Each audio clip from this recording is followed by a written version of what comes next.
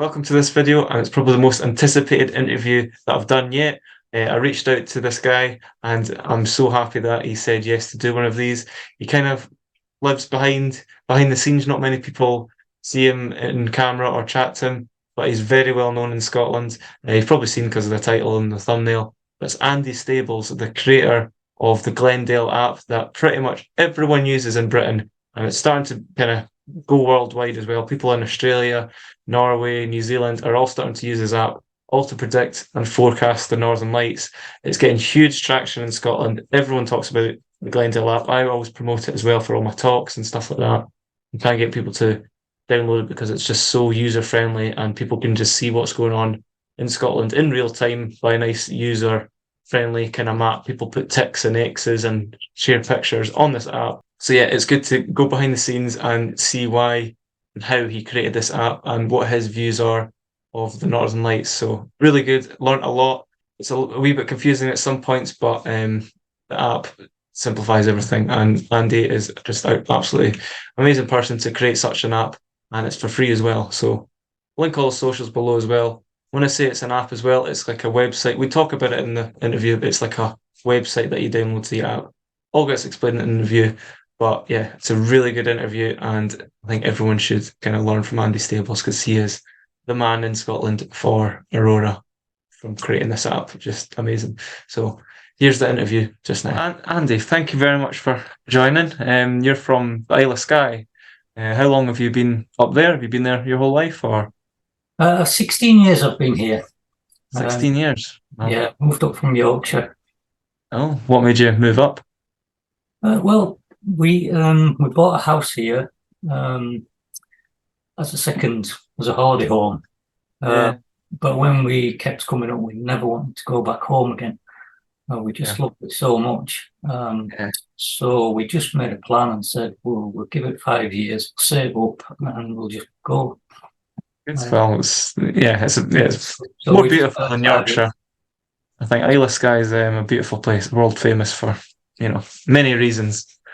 So, well, obviously everyone knows of the Glendale app in Scotland, pretty much in Britain, and people abroad now are starting to know about the Glendale app because it's just such a powerful app, and I think it's the first of its type to kind of do what it does. It's very interactive, and the way social media is growing popularity, people are becoming aware of the Aurora in Scotland. Have you always been interested in like Aurora? Well, I got into it when I moved up here. Our neighbours invited us round one New Year to go around for drinks. Yeah. And when we'd finished after New Year, we were walking back home, and we could see all these lights in the sky, like beams, but it was white, and there was like floodlights and Yeah. these kind of beams, which at the time I had no idea what they were. I'd never seen anything like it. And because it was white, I never thought it's Aurora, but I thought, well, it's really unusual. Yeah. It must be something. It's just so spectacular, but yeah, it's very addictive as well, isn't it? Because you don't know, until you've got into Auroras, people would expect it to be seeing what they see in the photos. Yeah. So that was the first time that I'd ever come across it. I Yeah. was agog. I didn't understand what it was, but I knew it was something. Yeah, it's an amazing sort of experience in Scotland because it's a bit different from, like, say, the high latitudes, and everyone's thankfully becoming aware of it in Scotland. Like I do a lot of kind of astrophotography talks to a lot of photography clubs, and it's amazing how many people still don't really know about the Northern Lights in Scotland. And I've got on my slideshow, like, advertise your app, because I'm like, get the app, and then you understand what's going on. So it's amazing how many people don't understand Aurora, and your app's obviously helping a lot of people because it's just so easy. What made you come up with the app? Why didn't you just be a normal photographer and just watch it for yourself? What made you go, right, I'm going to create an app for everyone? If you're thinking back when I started the app, it's over 8 years ago now. Maybe I started the research for it 3 years before I built the app, so it's probably getting on for about 11 years ago when I actually started working on it. And it was just after once I'd realised how to photograph the Aurora, and once I'd realised what it was, Then I Yeah. started getting a bit obsessed with the data and, well, how can I predict how will I know when it's going to happen? Yeah. And at the time, there was just, I think, one Facebook group in the UK that covered Aurora. And it was literally just a case of people were sitting there in front of the stack plot graph, the magnetometer array from Norway. And people would just be sat in front of that the whole night watching that, waiting for the magnetometers to react. And then someone would post upon the Facebook group, mags are dropping, and then everybody would charge out. So the problem with that was like you were just sat in front of your computer all night watching it, and sometimes nothing's happening, and you'd put the telly on, you'd be watching something on the telly, and then you turn around and you say, "Oh, it dropped half an hour ago," and I'm doing this. Yeah. It's so quick. It's so quick. Yeah. So basically, then I started really looking at the magnetometers. I wanted to understand how to read them properly. Could I predict in advance using the magnetometers, which I worked out that I could. So I could predict ahead when there was going to be one, just purely from magnetometer data. And then I thought, well, an app would be really useful because I had a Facebook page and I always put the alerts on the Facebook page. But obviously, it's not like a push alert coming to your phone. You've got to be kind of polling it. You do get notifications, but they're not reliable on Facebook. Yeah.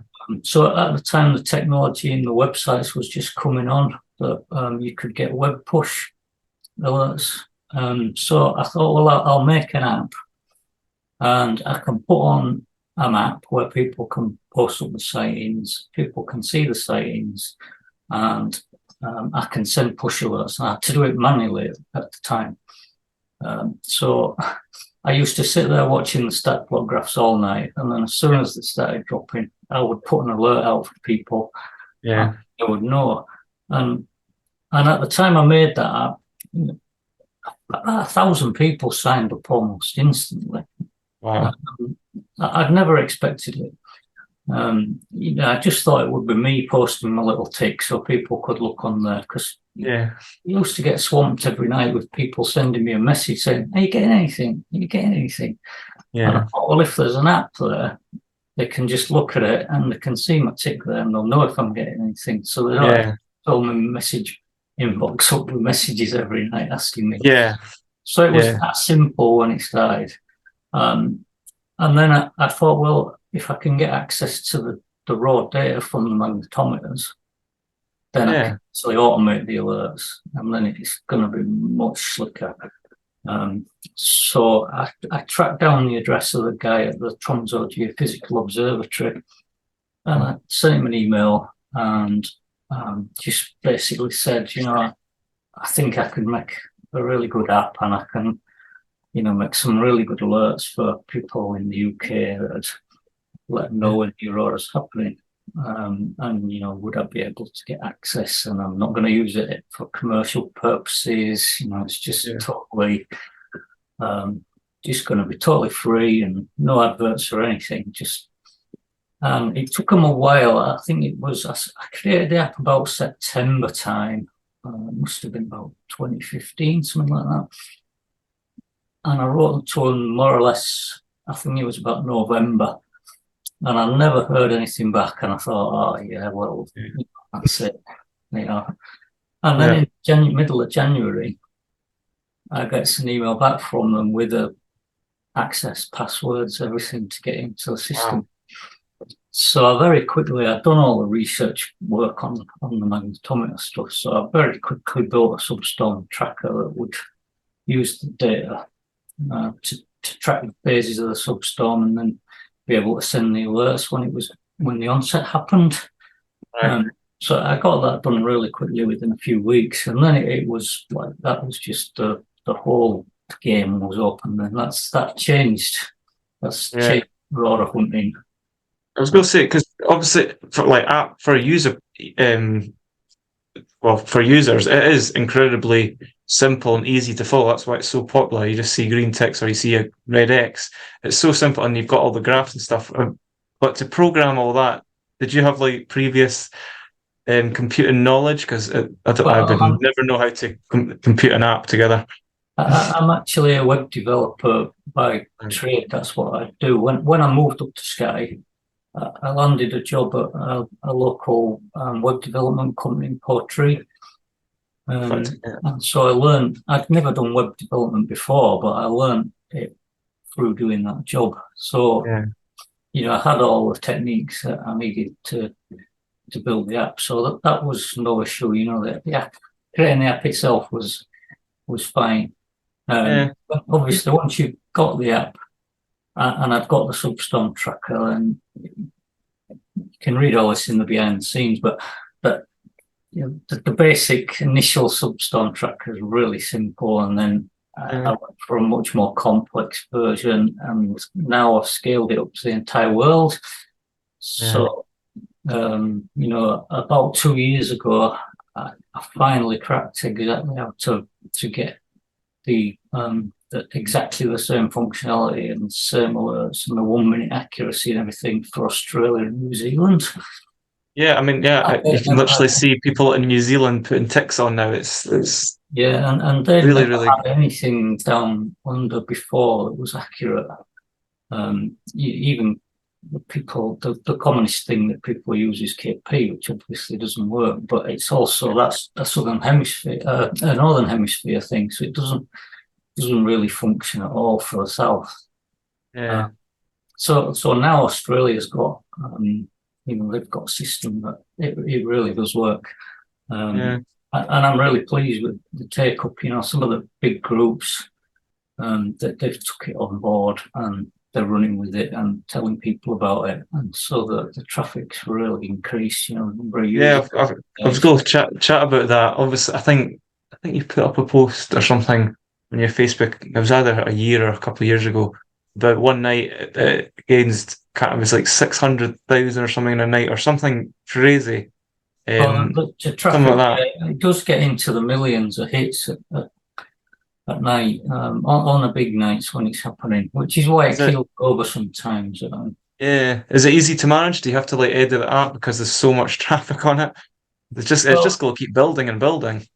you're from a from a public facing point of view, you're seeing obviously the app. There's a lot of stuff on the front end of the app, but Yep. there's equally the same amount of stuff behind the scenes. I've got a full admin system there that lets me control absolutely everything, uh, Yeah. from down to calibrating the magnetometers, and then all the basic user management, like people uploading photos and sometimes Yeah. approval.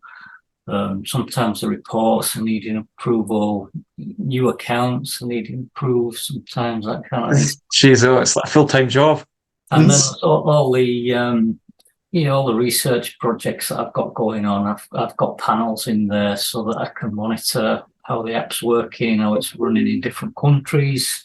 Yeah, Yeah. I can see how the app looks for people in Australia, and I can see how it Yeah. looks for me, so that I can, because every location in the world's getting their own forecast. It's totally tailored. Wow, that's brilliant. That So, must be a nightmare to code and plan all the graphs. And I don't understand.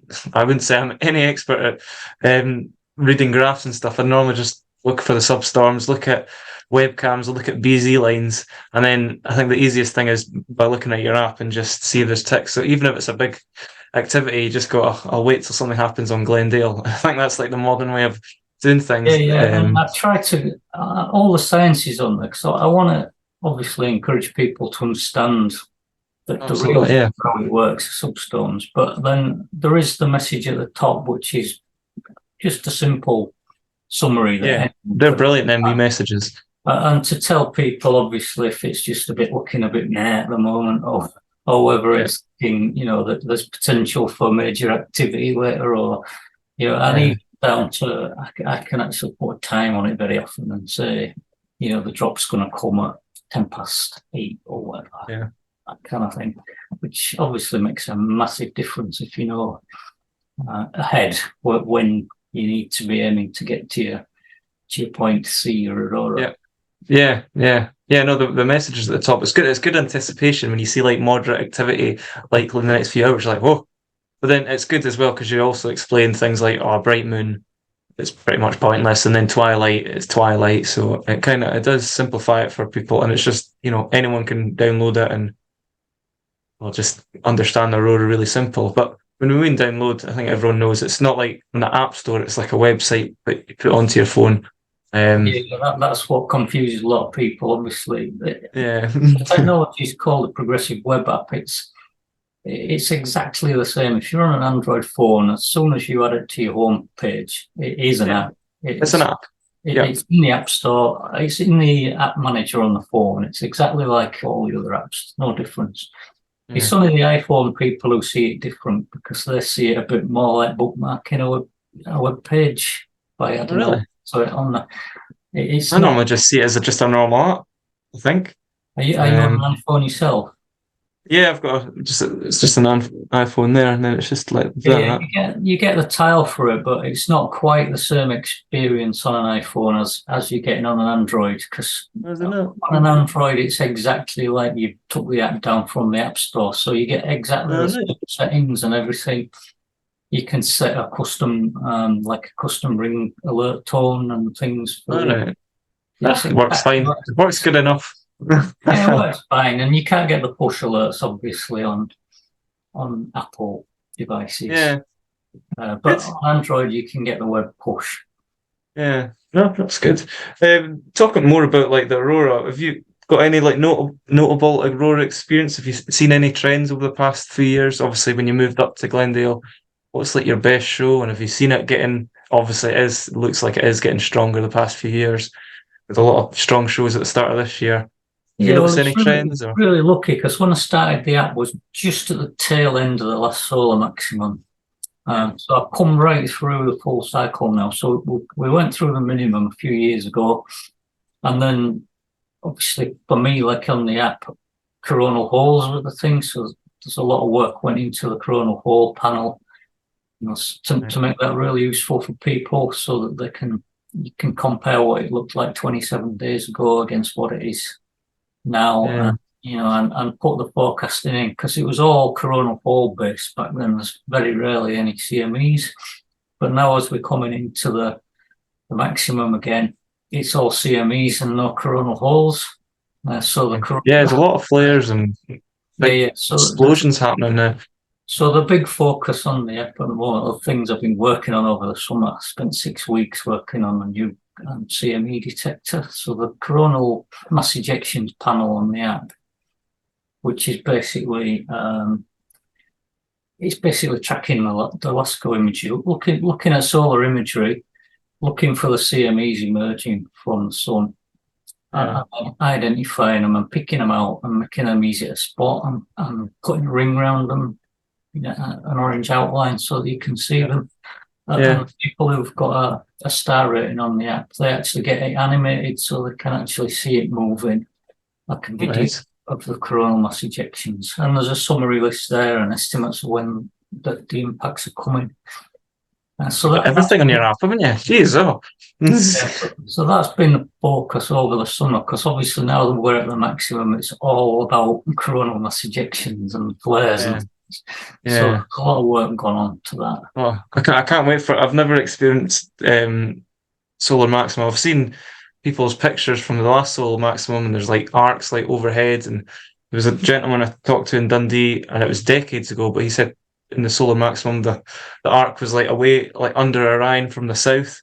I'm like, oh my goodness, I'm looking forward to this. What's like the strongest show you've seen?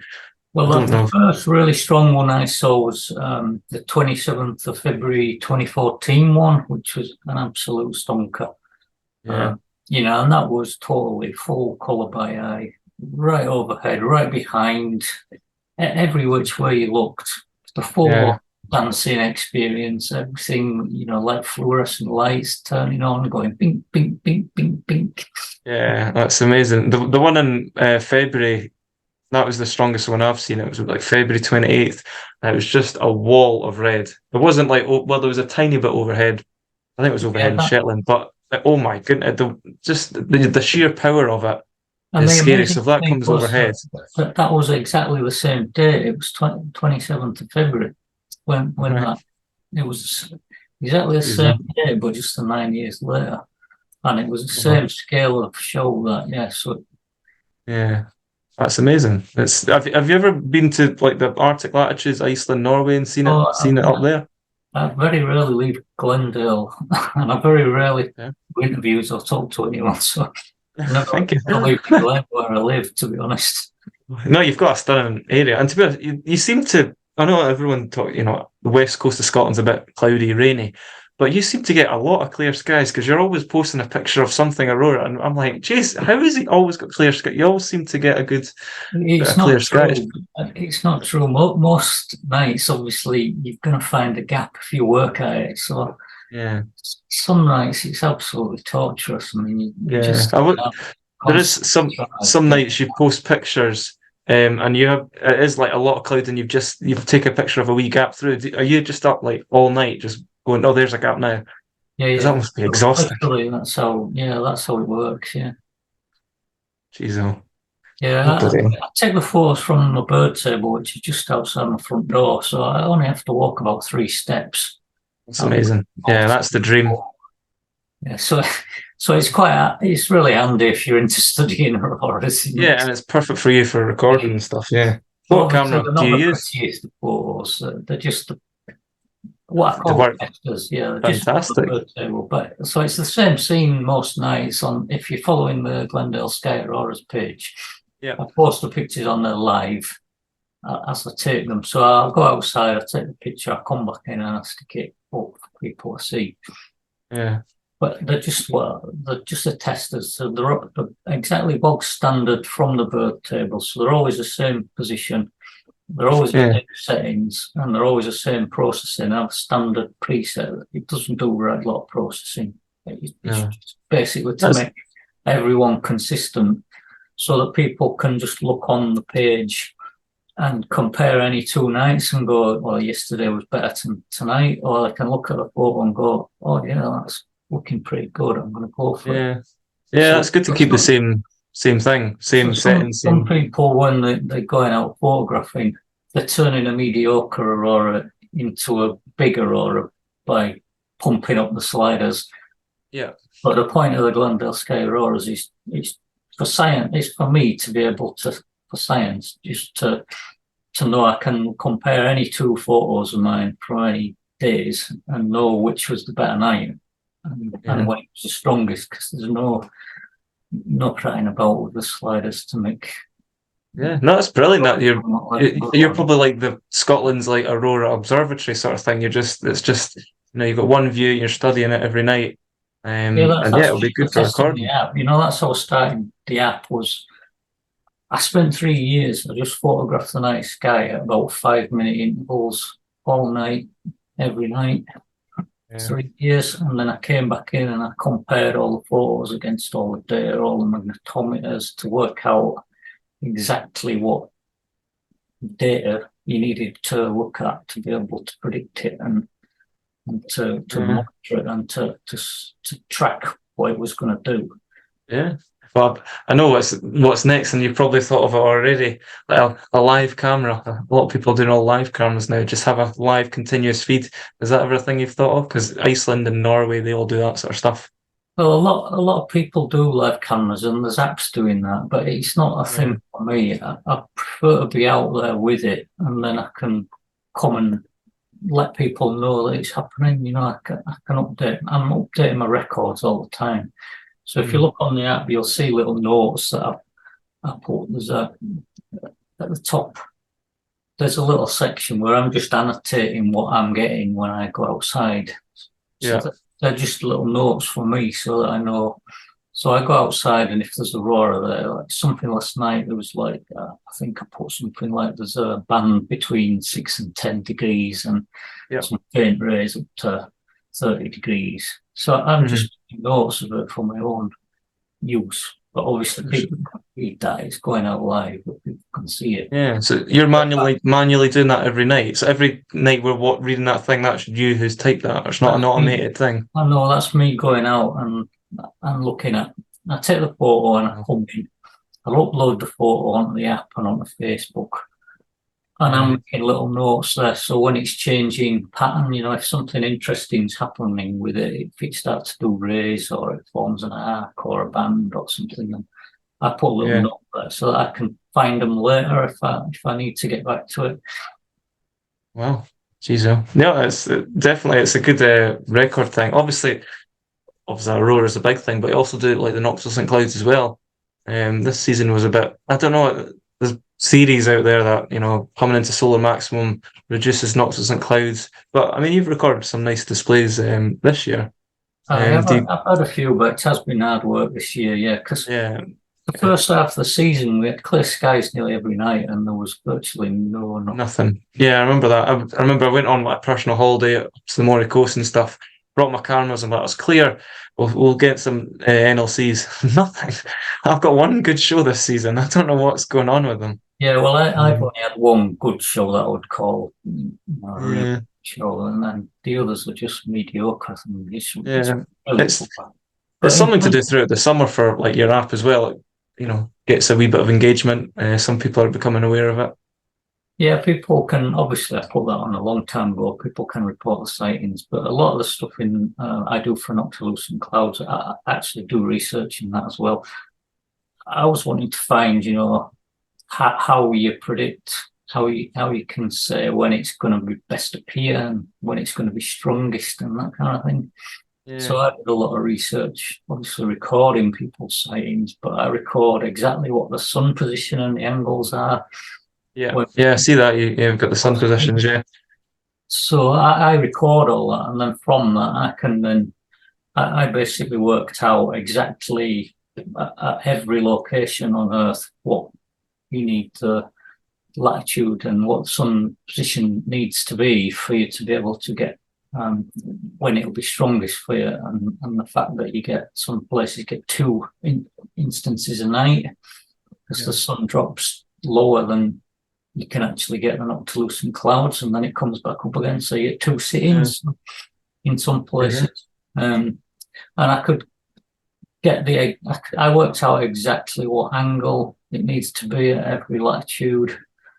So every place is different. So the further south, the lower the sun needs to be for you to get Noctilucent Clouds.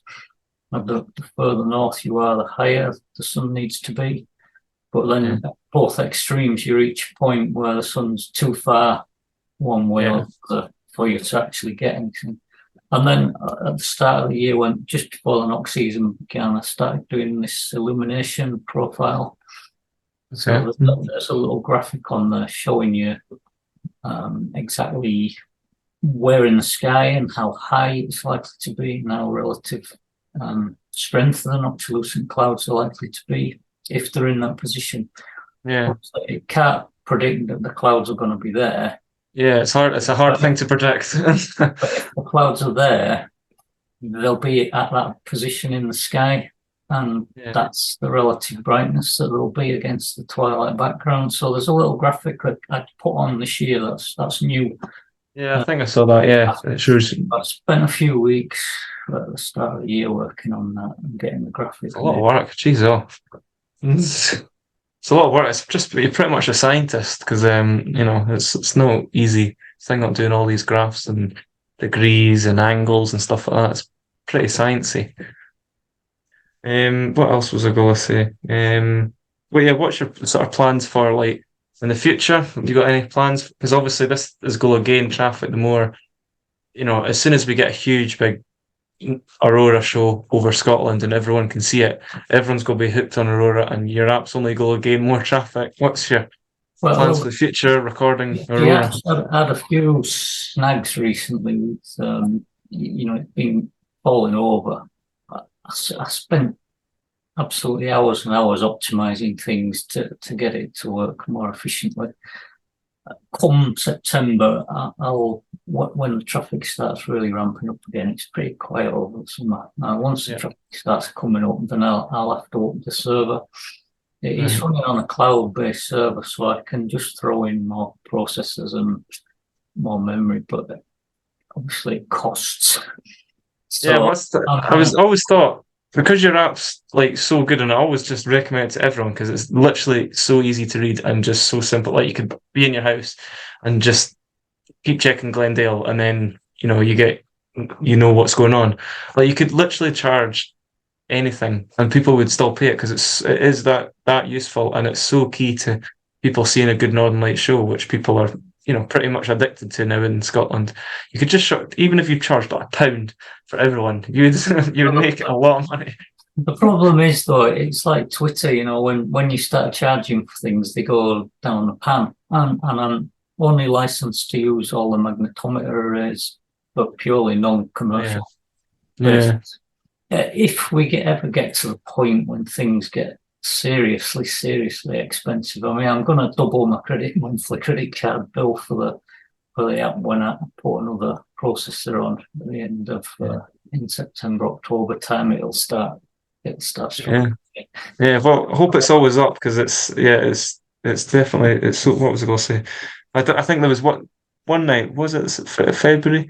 And I noticed the app kind of, I don't know if it crashed just on my phone, but it was like, I couldn't open it. And I was like, wow, it's because there's too many people on it.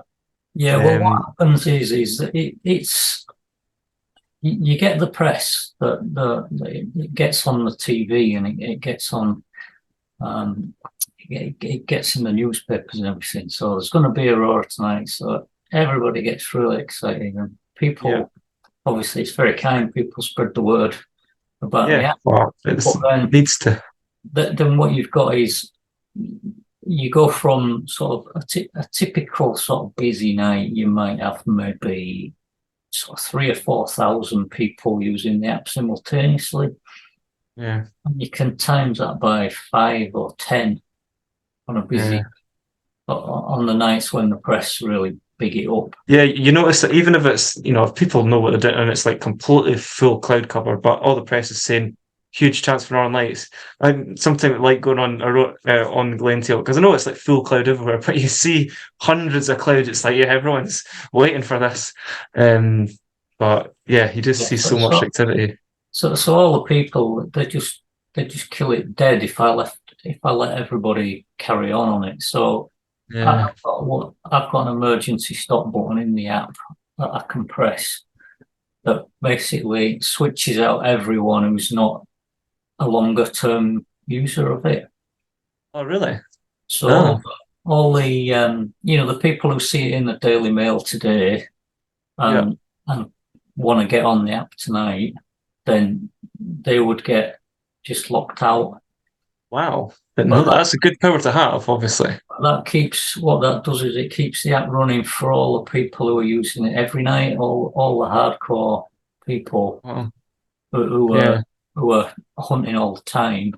And using it and interacting, posting pictures and making... So all the people who are using it normally and ordinarily and often and all the time, then they can carry on using it. So it still works for those. So even though everybody else has been switched out, that's a good power to have. Who normally uses it will just carry on as usual. And by doing that, it means the app stays alive.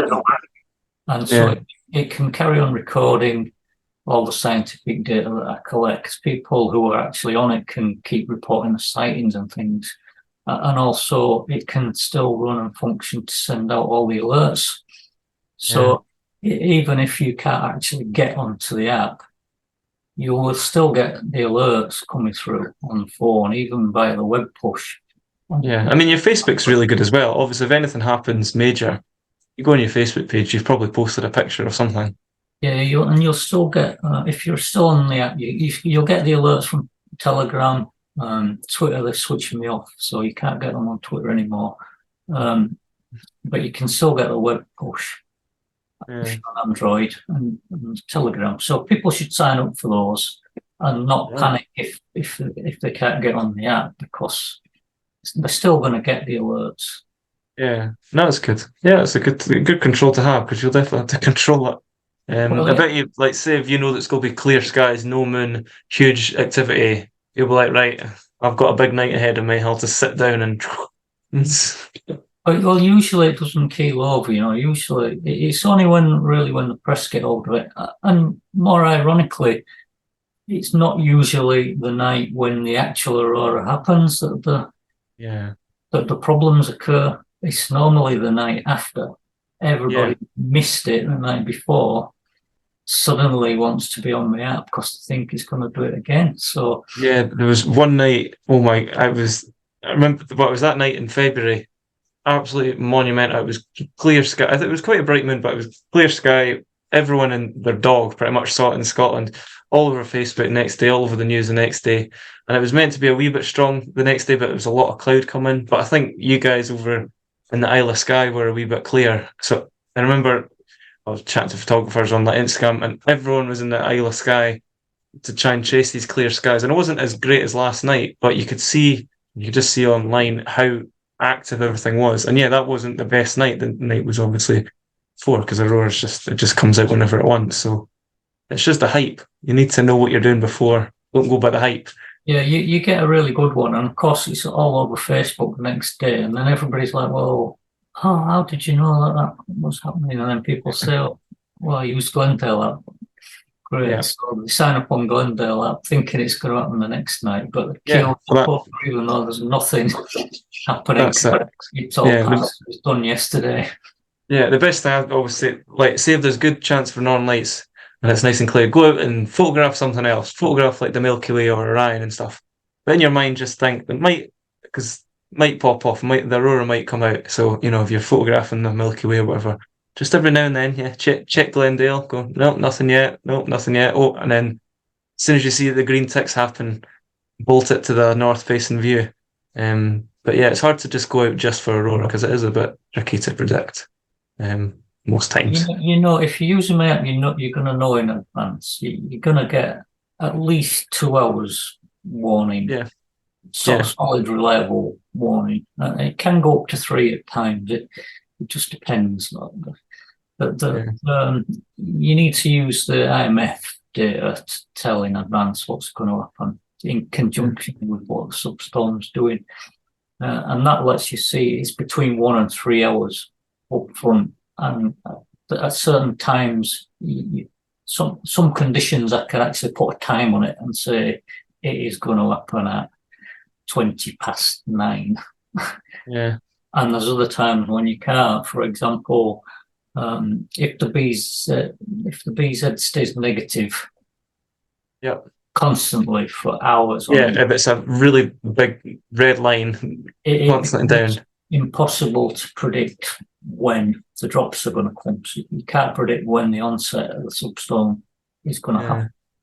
But when the BZ's going up and down a bit, then you can put a time on it. You can actually say. All right, so you prefer it going up and down because it's easier to read than just a solid. Well, it's kind of not a prefer because when it's been negative for a very long time, it's what the scientists call steady magnetospheric convection. So it's constantly absorbing energy. So you're going to get an absolutely monster drop at some point, but you just don't know when the drop's going to come. So sometimes you can sit there for hours, hours and hours and hours waiting, and you can get into like 2 a.m. and it still hasn't dropped. Yeah. And it is so quick, that drop. I remember that one in March. We saw the arc. It was rising up. Everyone was getting on the Glendale. The BZ was like down to like -17 or something. I was like, oh my God. Arc kept rising and it just stopped. And then I was faffing about with the camera, and then minutes, it just mental how quick. And you're just running about going, Jesus.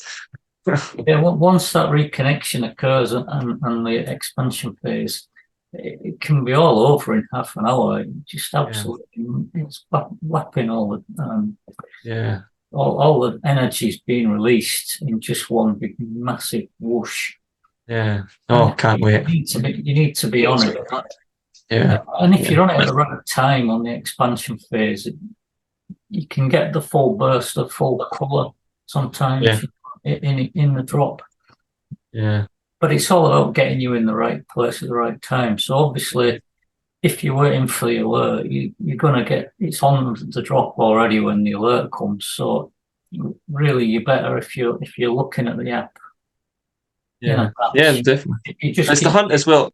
it's going What's to good in tell you it's Scotland, it's the going to hunt. happen.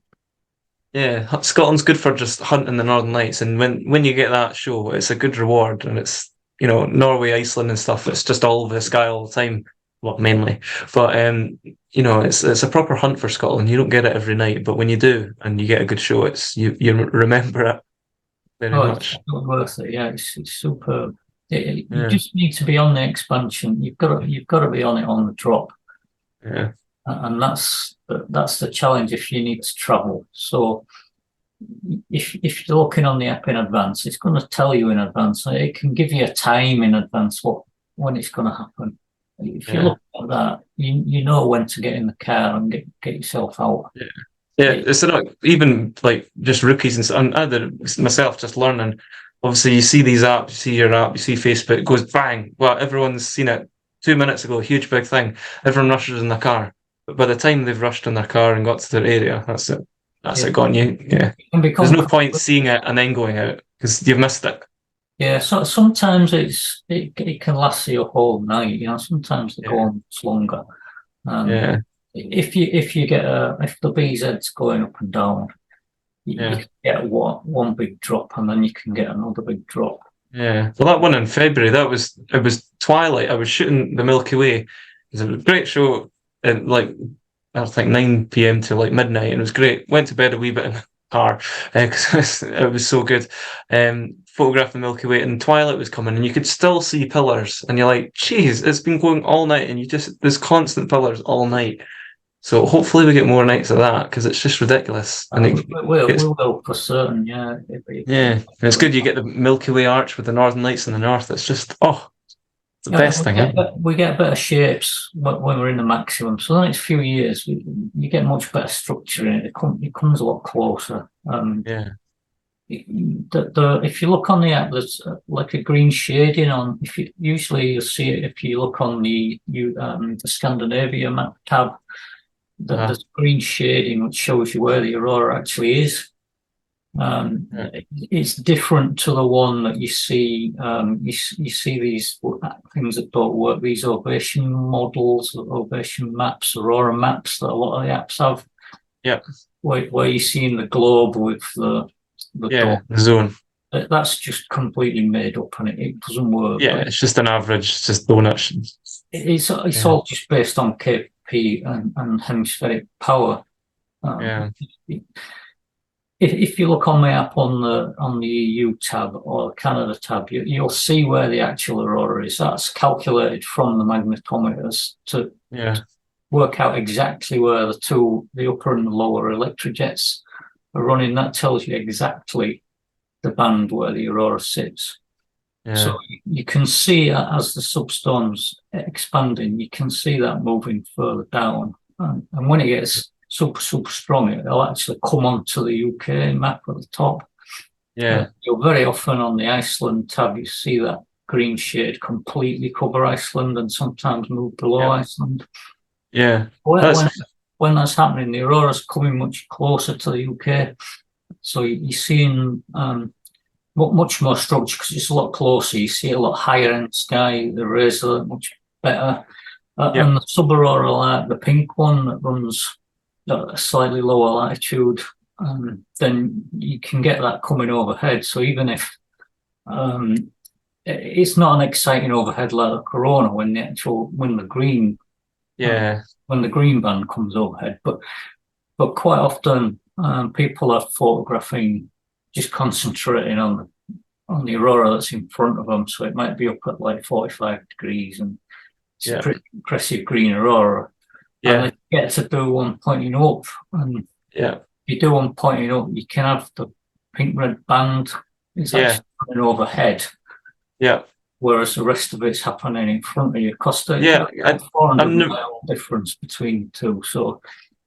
So yeah, you, I never noticed. And I'll learn from it because I'm just new to the intense shows in Scotland. But when that show early in the year it did a huge big like 360-degree panorama, so it was a great show in front of us, and that's what was mainly focused on. But I didn't realize until I came to the laptop that there was like a big red arc right overhead, and I didn't even see that. Yeah, Obviously, yeah. it was Well, a wee bit hard with the naked eye, but it just shows you there was an arc like over her head. Like, yeah, whoa, it's that red subaraural arc that causes the steves when you get the steves. They come Steve's. off Yeah, on that, so it's like a tornado on yeah. the I've yet to see one of them. I'd love to. edge of that. So that they'll come when that comes right down, uh, Yeah, and that gets strong in itself. Then you can yeah, actually you get this really it's a different shade of pink that you get on your photos, and it's usually off oh, the western end, right out towards the western end of the yeah. suburb. I've always wanted to see. I've seen pictures and it looks just weird. Just looks But weird. that acts there more often than people realize. That acts the pink that you're seeing when you're looking at the aurora from Scotland. You're taking a photo. You've got pink on top of green, but it's Yeah, the pink's actually the subaraural arc that's coming. It's actually at a lower latitude than the green. yeah, So, yeah. so they separate as it gets stronger towards visually. They separate, and the pink can come overhead when you've got a really All good. right, all right. So there's pink overhead, but there won't be green because green's a wee bit further. The green's further You know. north, yeah. See, it's very interesting. There was one thing I was going to ask you because I'd learned it from photographer up in Norway, and I'd never realised this. So in I don't know, it's just the auroral oval, kind of the geomagnetic, or I don't know, I might muck this up, but it's more obviously pointed towards kind of North America, so they'll see the aurora a wee bit further down latitude than we do, but Yeah, because that kind of moves. So hopefully, in maybe a the, couple the, of the decades, it might be more over us. the geomagnetic pole doesn't line up with the Earth's actual No. poles. So the Hmm. pole it spins on isn't the same as the Yeah. geomagnetic pole. It's offset, Yeah, which but means the guy said it moves. So just now it's tilted over America, but then it could tilt over us, and then we'll get yeah, more shows at a lower latitude. yeah, it travels, but it's traveling away from us, so it's not Yes. going to make things any better for us. Uh, When will but it be over us? but it does mean that Canada get aurora at lower latitudes, and it means that Australia and New Zealand get it when they're at really, Yeah. When equivalent is it higher latitude. predicted at all to be over us, or can you not predict them sort of It's things? kind of going in a line, and it's heading off away from Canada at the moment. What, not in our lifetime?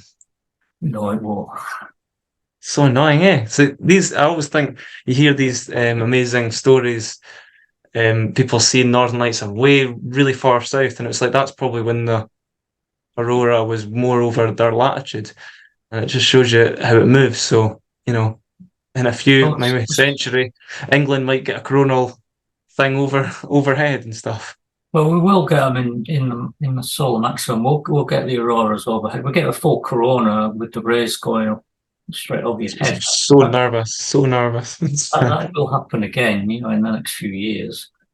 Jeez, Uh, well, amazing. Well, last thing, tonight obviously looks quite good. Do you think there's go with possibility tonight? I've not actually looked at the data yet. I will look at my app. No. I saw something just because last night. Maybe I'm just being that rookie and just I saw stuff last night, so I'm like, oh, maybe tonight. But we'll see. I usually leave it till it's starting to get dark because you can't really tell more than between 1 and 3 hours. Very 3 hours. very Yeah, reliably. yeah. It's hard to But predict any longer than that. any longer than that, you don't really know. So I just leave it. I'm glad someone says that because everyone's like, yeah, what's it going to be like next week? People won't say a message. Well, Come you up to can Scotland predict next week. what What's the aurora?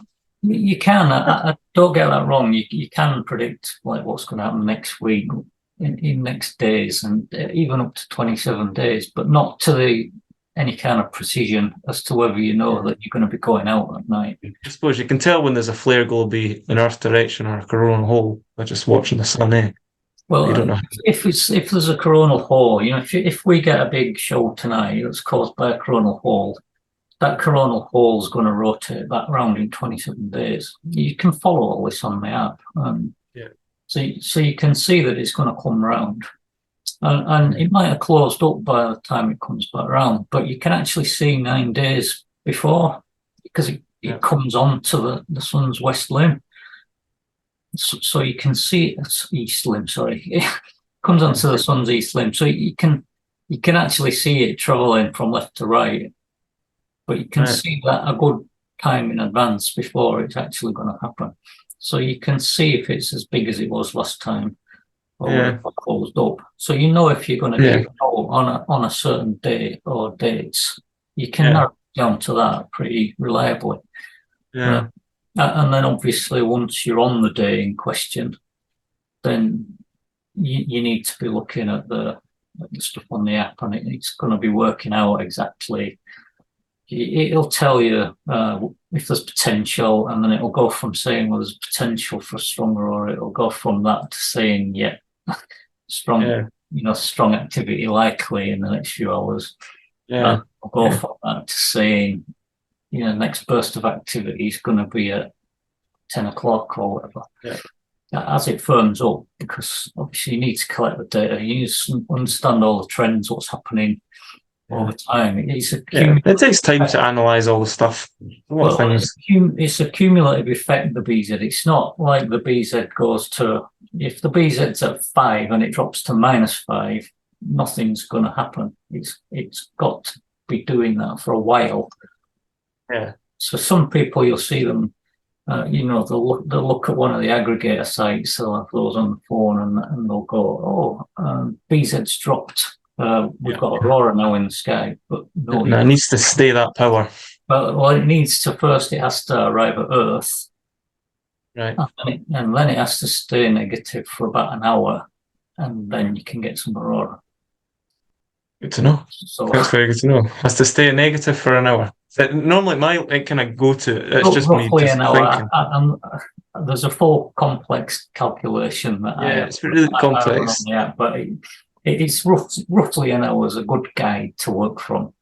Yeah, a guide it might be completely wrong, but it's kind of worked for me. Anything under like say -6, -7 is normally pretty good for Scotland. If it's like -2, 3 and things happen, don't tend to get stuff, but sometimes we do. But that's kind of a guide I use, but might not be accurate.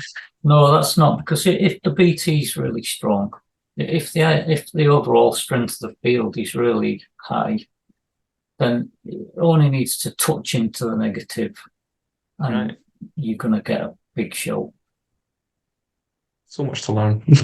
But it's all on the app, and it's all explained on the app. There's little help screens as a user guide. You can read all the details of it. But the app's just anyone reading all this, and it's going to tell you at the top what's happening, so you know exactly. It's doing all that stuff behind the scenes. Yeah, which is great. Obviously, this can be quite confusing for people. Sometimes confusing for me, but that's why your app's so good, because you'll actually write what's happening. You'll simplify it for people if they're not sure what's going on, which just makes so much easier for everyone, because it is quite a science to learn, especially in Scotland.